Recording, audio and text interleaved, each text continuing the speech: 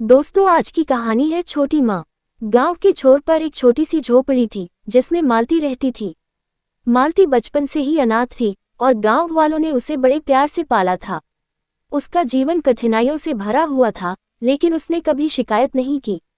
अपनी मेहनत और ईमानदारी से वह गांव वालों के दिल में एक खास जगह बना चुकी थी। एक दिन गांव के ठाकुर के बेटे राजीव ने मालती को देखा।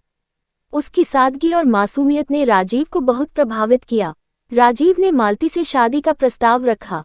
ये खबर सुनकर पूरा गांव हैरान रह गया। ठाकुर साहब ने इसका विरोध किया, लेकिन राजीव अपने फैसले पर अडिग रहा। आखिरकार दोनों की शादी हो गई। शादी के बाद मालती को एक नए जीवन की उम्मीद थी, लेकिन उसकी दुनिया बदलने में ज्यादा वक्त नहीं लगा। ठाकुर साहब ने उसे घर की बहू तो बना लिया, पर उसे हमेशा तिरस्कार और अपमान झेलना पड़ा। राजीव भी धीरे धीरे अपने परिवार के दबाव में आ गया और मालती से दूर रहने लगा। कुछ साल बाद मालती ने एक बेटे को जन्म दिया। बच्चे के आने से उसकी जिंदगी में खुशी की किरण फूट पड़ी। लेकिन नियति ने फिर से उसका इम्तिहान लिया। राजीव ने दूसरी शादी कर ली। नई पत्नी के आते ही मालती की स्थिति और खराब हो गई। ठाकुर परिवार ने मालती और उसके बेटे को घर से निकाल दिया। मालती ने हार नहीं मानी। उसने गांव के बाहर एक छोटी सी झोपड़ी बना ली और सिलाई बुनाई कर अपने बेटे को पालने लगी।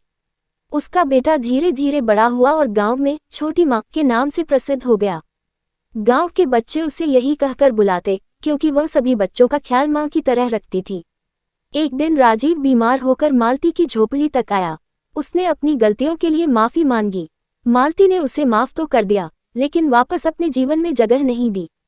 उसने कहा, जिसने अपनी जिम्मेदारी नहीं निभाए, उसे दूसरा मौका देने का हक मेरा दिल नहीं देता। मालती ने अपने बेटे के सहारे अपना जीवन जिया। उसने साबित कर दिया कि अकेले भी एक औरत अपने सम्मान और आत्मसम्मान के साथ जी सकती है। छोटी माँ आज भी गांव की प्रेरणा बनी हुई है। दोस्तों, ऐसी ही कहानियां सुनने के लिए हमारा चैनल सब्सक्राइब करें। धन्यवाद।